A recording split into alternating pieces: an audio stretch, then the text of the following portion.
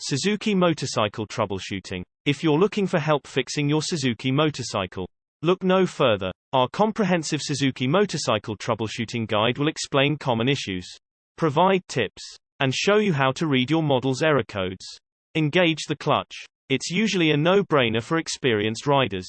But for newbies, remembering to engage the clutch can mean the difference between a relaxing ride and a frustrating trip to the shop. Many bikes must have the clutch in before they will start, even when you're in neutral.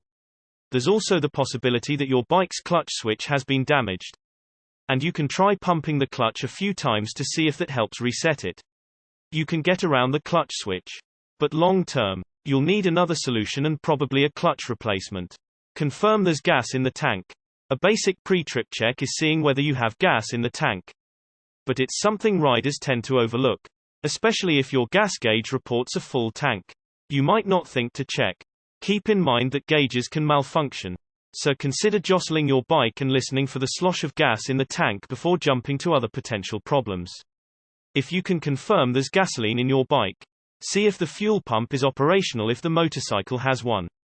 And if there's a carburetor, see if there's gas making its way there. 2. Determine if the petcock is clogged. One potential issue that might be keeping your motorcycle from starting up is a clogged petcock. The petcock is a fuel control valve. It controls the gas flow between off, on, and reserve settings. Clogged petcocks are a common issue that riders often bring up in forums. A minuscule screen helps keep gunk out of the petcock, but corrosion and bits of stray material can cause flow issues. Rattling the petcock a bit can help dislodge any blockages, but replacement or a deep cleaning might be necessary to get your bike running again. Clear the muffler. Whether it's your kids or grandkids, the neighbors, or residents of the rodent variety, someone or something could have blocked your muffler. This is especially common if the bike has been in storage for a while, or if it's been outdoors. Rodents looking for an accessible home might move into your muffler, but it's also possible there's just a ton of debris in there if the bike has sat for a while.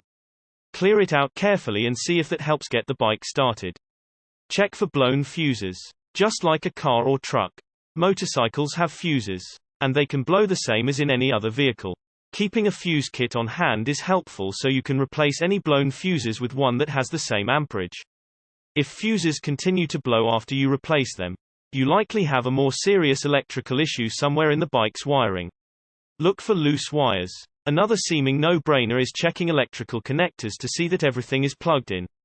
Electrical issues often escape riders because they aren't always visible, but manually checking the connectors can help you spot a problem that wouldn't otherwise reveal itself.